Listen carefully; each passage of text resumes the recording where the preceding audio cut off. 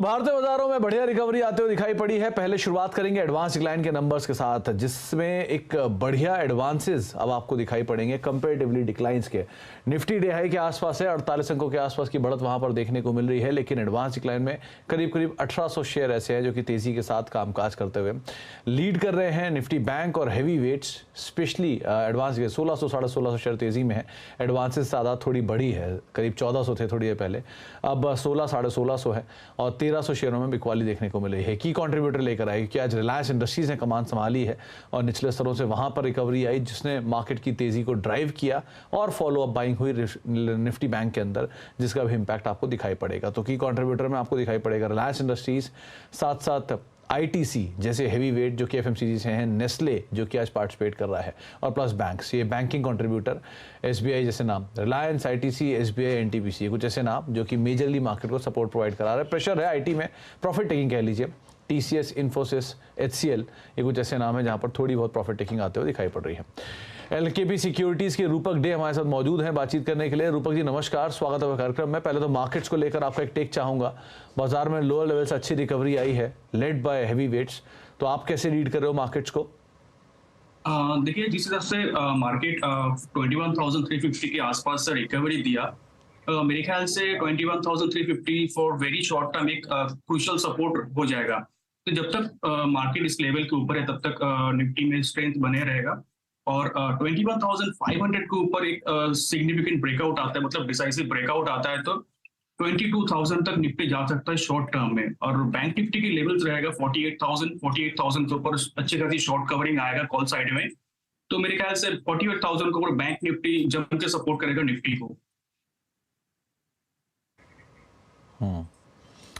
तो 21,500 ये जोन के ऊपर आप नज़र रख सकते हैं और इसके बाद जो तेज़ी है और ज़्यादा थोड़ी प्रिवेल करते दिखाई पड़ेगी और ज़्यादा प्रबल होते हुए दिखाई पड़ सकती है। निफ्टी बैंक को लेकर कोई टेक, क्योंकि आज पीएसयू बैंकिंग में बढ़िया तेज़ी आई है और निफ्टी बैंक में पीएसयू बैंकों का मेजर कंट्रीब्यूशन है। एसबीआई स्पेशली 650 के ऊपर एसबीआई होल्ड कर रहा है और वो फर्मली तेज़ी प्रोवाइड करा रहा है निफ्टी बैंक को भी। सो आप क्या रीड कर रहे हो निफ्टी बैंक में? निफ्टी बैंक में स्पॉट के हिसाब से 48,000 के ऊपर जाता है तो लॉन्ग करना चाहिए निफ्टी बैंक फ्यूचर में विद स्टॉप लॉस ऑफ 47,850 और टारगेट रहना चाहिए 48,400।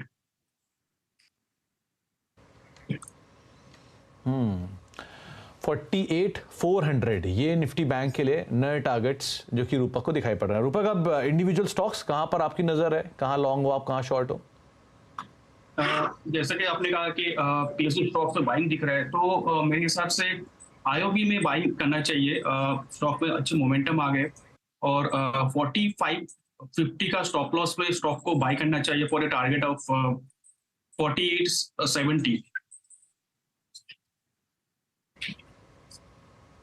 इंडियन ओवरसीज बैंक 4870 के टारगेट्स के लिए आप इसे देख सकते हो। एक बार जरा पूरा पीएसयू बैंकिंग बास्केट लेके आइए, चाहे एसबीआई हो, बैंक ऑफ बड़ौदा हो, पीएनबी हो, आईओबी हो, सब में ही एक अच्छे अपमूव आते हुए दिखाई पड़ रहे हैं और पूरा पीएसयू बैंकिंग बास्केट जो है वो एकाएक तेजी में आया है और दोबारा फ्रेश राउंड ऑफ बाइंग जो है वो छोटे बैंक्स के अंदर आते हुए आपको दिखाई पड़ेगी। तमाम बैंक्स जो हैं वो एक अच्छी तेजी के साथ सोफार कामकाज करते हुए आपको दिखाई पड़ रहे हैं, सभी के सभी डे हाई पर, लेकिन आईओबी को चुना है रूपक ने जहां पर एक अच्छी तेजी बनते हुए दिखाई पड़ सकती है।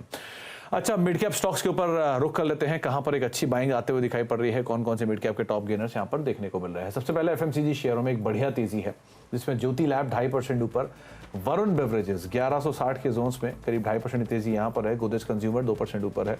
न्यूज फ्लोज आए भी अभी कुछ देर पहले जुबिलेंट फूड में नए सीएफओ के आने के, 2% की तेजी यहां पर देखने को मिल रही है। फार्मा में लगातार दूसरा दिन जबकि जायडस लाइफ में अच्छी बाइंग है, ग्लैंड फार्मा 1.25% ऊपर है, टोरेंट फार्मा 1% ऊपर और ग्लेनमार्क फार्मा में भी करीब 1% के आसपास की बाइंग आते हुए दिखाई पड़ रही है। इसके अलावा केमिकल शेयरों में आरती इंडस्ट्रीज स्ट्रॉन्ग मूव, कल भी आज भी। नोसेल करीब 4.25% ऊपर, हाइकल करीब 3% ऊपर, थिरुमलाई केमिकल रफली 2% के आसपास की तेजी यहां पर भी आते हुए दिखाई पड़ रही है, एक अच्छी तेजी है। मेटल शेयरों में बिकवाली है तो सेल में प्रॉफिट टेकिंग 3% नीचे, नाल्को 2% नीचे, हिंदुस्तान जिंक 1% नीचे और एनएमडीसी करीब 1% के आसपास की बिकवाली यहां पर भी आते हुए दिखाई पड़ रही है। आईटी में मिड कैप आईटी प्रेशर में, फ्रंट लाइन भी इनफैक्ट, तो एलएनटी टेक 2.5% नीचे, कोफोर्ज 2.5% नीचे, परसिस्टेंट करीब 1.5% नीचे और एम्फेसिस रफली 1% के आसपास की बिकवाली यहां पर भी आते हुए दिखाई पड़ रही है। और आज मिड कैप के चढ़ने वाले शेयरों में रेलवेज, तो रेलवेज वैसे भी तेजी में है, 6% ऊपर IRFC करीब 100 रुपए के लेवल्स पे, देवयानी करीब 6% ऊपर, न्यूज़ फ्लोज नए थाईलैंड मार्केट्स में एक्सपैंड करने के, ऑयल इंडिया करीब 4% ऊपर और वोल्टास बढ़िया शॉर्ट कवरिंग कैंडिडेट 3% की तेजी 896 के जोन्स पे ये भी कामकाज करता हुआ दिखाई पड़ रहा है। और मिड कैप के गिरने वाले शेयरों में जी एंटरटेनमेंट न्यूज़ फ्लोज के बीच में 4% नीचे, L&T टेक 2.5% नीचे, यस बैंक कल की तेजी के बाद 2.5% नीचे और कोफोर्ज रफली 2-2.5% के आसपास की बिकवाली यहाँ पर भी आते हुए दिखाई पड़ रही है। रूपक, कोई FMCG में से कोई नाम आपने ऑप्ट किया है क्या? आज लार्ज कैप में से नेस्ले, ITC तेजी में, मिड कैप में से जुबिलेंट तेजी में, ज्योति लैब तेजी में से, तो यहाँ से कोई नाम जो आप ऑप्ट कर रहे हो FMCG में से? FMCG सबसे पहले हम लोग नेस्ले पिक किए थे हमारे क्लाइंट के लिए, तो ये हमारा टारगेट हो गया। तो नेक्स्ट हम लोगों का पीक रहेगा टाटा कंज्यूमर। इस स्टॉक ने कंसोलिडेशन ब्रेकआउट दिया और इंपॉर्टेंट मूविंग एवरेज के ऊपर कंटिन्यूअसली ट्रेड कर रहे for the last few weeks. तो मेरे ख्याल से इसमें जो मोमेंटम है वो मोमेंटम 1030 तक लेके जाएगा स्टॉक को, और नीचे एक स्टॉप लॉस मेंटेन करना रहेगा 954 में।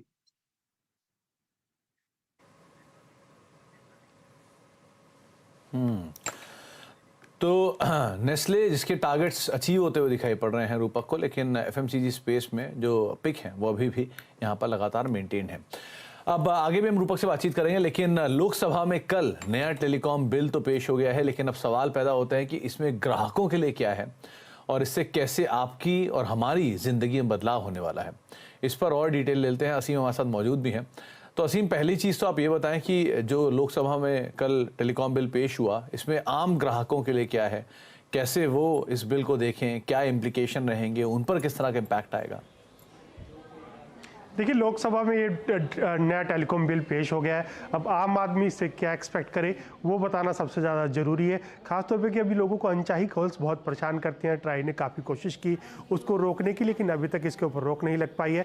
तो अब बिल ने स्पेसिफिकली टेलीकॉम जो अनचाही कॉल्स कर रहे हैं उनके ऊपर पेनल्टी लगाने की तैयारी कर ली है। खासतौर पर कि अगर आपको पहले उपभोक्ता से मंजूरी लेनी पड़ेगी, उसको किसी भी तरह का कोई भी मैसेज भेजना है तो उपभोक्ता की मंजूरी जरूरी होगी।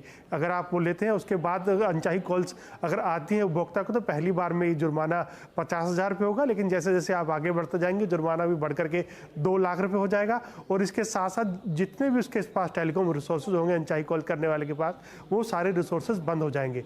जो टेलीकॉम कंपनियां उनके लिए सब्सक्राइबर को वेरिफिकेशन करना पूरी तरह से मैंडेटरी हो जाएगा।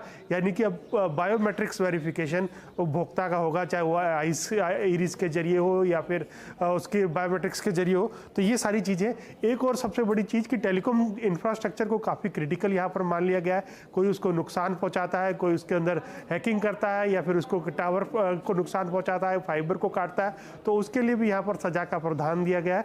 2 लाख रुपए 2 करोड़ रुपए से सजा लेकर जुर्माने से लेकर के यहाँ पर 3 साल तक की सजा का प्रावधान इस बिल के अंदर रखा गया है। जी, तो असीम, आपने इसमें ये ग्राहकों के लिए तो ये बातें रखी, लेकिन नेशनल सिक्योरिटी को लेकर उस पर भी कुछ है क्या? जी, सही कहा आपने। नेशनल सिक्योरिटी का भी इस बिल में काफ़ी ध्यान रखा गया है। खासतौर पे कि काफ़ी आपको लगता है कि इंफ्रास्ट्रक्चर में आजकल इन्फिल्ट्रेशन काफ़ी सारा बढ़ रहा है, तो उसको लेकर के अगर दूर दराज के हैकर्स हैं वो भी किसी के नेटवर्क में सेंध लगाते हैं तो उसके ऊपर भी सजा का यहाँ प्रावधान रखा हुआ है। सरकार राष्ट्रीय सुरक्षा के मद्देनजर किसी भी व्यक्ति का मैसेज को इंटरसेप्ट कर सकती है, किसी भी मैसेज का ट्रांसमिशन जो है वो भी रोक सकती है, और सरकार टेलीकॉम कंपनियों को जनहित में कोई भी मैसेज भेजने के निर्देश दे सकती है। तो सरकार ने इस बिल में जो नेशनल सिक्योरिटी है उसके भी पुख्ता इंतजाम यहाँ पर किए।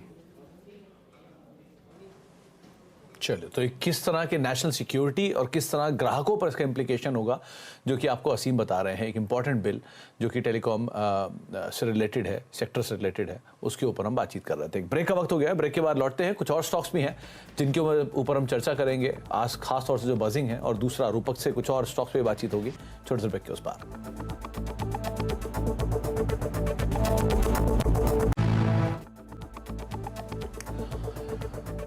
आप देख रहे हैं मिड कैप मंत्रा, और मार्केट्स में निचले स्तरों से एक बढ़िया रिकवरी, 0.5% के आसपास की बढ़त आपको इंडिसेस में दिखाई पड़ेगी। Nifty mid cap small cap index में वो लेवल से रिकवरी के बाद मोरलेस फ्लैटिश साइड पे कामकाज करते हुए आपको दिखाई पड़ेंगे। लेकिन कुछ स्टॉक्स जहां पर जोरदार बस बना हुआ है उन पर भी बातचीत कर लेते हैं। यतिन वो तमाम स्टॉक्स को कंपाइल करके लेकर आए हैं।